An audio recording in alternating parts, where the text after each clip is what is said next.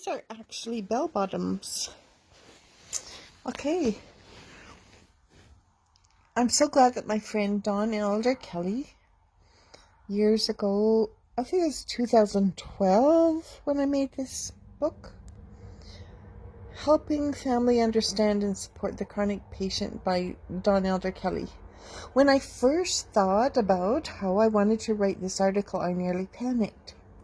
I thought, as a chronic pain patient myself, holy cow, I don't even know where to start because I don't get most of the support that I need from my own family at this point, and so how am I going to help others get the support that they need?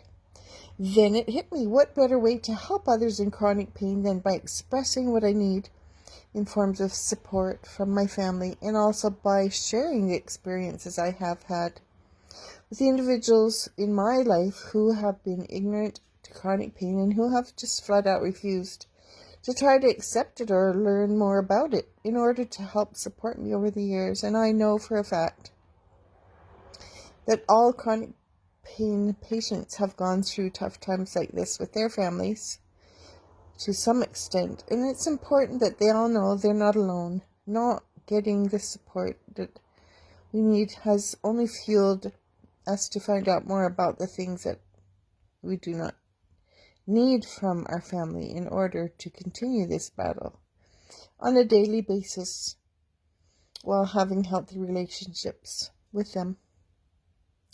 My chronic pain experience in a nutshell. 10 years ago, I developed chronic daily persistent headaches with intermittent migraines for no apparent reason.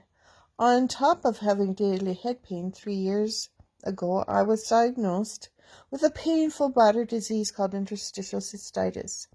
I ended up losing my bladder due to the disease, but I then developed a different type of chronic pelvic pain due to the complications from the surgery, as if I wasn't feeling bad enough physically. I was told by a couple of family members that I stressed my mom out so bad as she tried to help me get better that I was responsible for her getting cancer and her losing her life. That was the toughest thing I have ever had to swallow, and I still haven't fully recovered from those words. I thought, how in the world could they actually say something like that to me?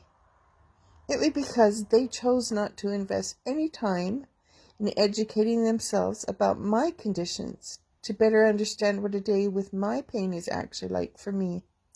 A second personal example for me, recently I was told that I have done nothing but take advantage of my husband since we've been married because I haven't been able to work the past several years, and he has had to help with many things at home when I'm unable to do them. So I've also been told that I made the choice to have chronic pain and that I should just tough it out.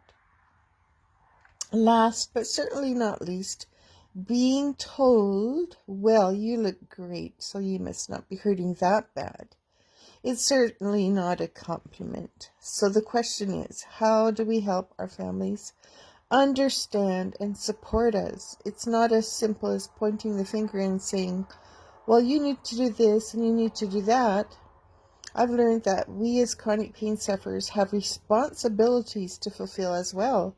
If our families see that we are doing everything we can to physically and emotionally be well, then it may be easier to get them to do their part. That's right. I totally agree. This is Dawn. The physical and emotional effects that occur when pain becomes chronic. For everyone seeking relief from chronic pain, and other people in their lives are inevitably affected. So this includes husbands and parents and children, friends, wives, employers, and co-workers. Chronic pain can interfere with every aspect of a person's life, from work to relationships to one's self-esteem and emotional well-being. When the injury or disease first begins, family and friends are often there to help the pain patient, offering all kinds of support. But as the pain starts to persist for weeks to months to years, the family and friends often become withdrawn and resentful, judgmental, frustrated, angry, and emotionally exhausted. These negative responses are often heightened as the pain patient withdraws themselves from society with a complete sense of hopelessness and helplessness. As with many pain patients, there is a stigma attached. We are often told that the pain isn't real, that it's all in our head, and that we're faking it to take advantage of others to get sympathy. And saying such things further drops the pain patient into a downward spiral of hopelessness, magnifies the existing pain syndrome, and the misjudgments and assumptions made by others also complicate the anxiety and depression a lot of pain patients have developed due to the constant pain. Communication must go both ways. First off, the most important component to a healthy pain family is communication. So we'll stop there.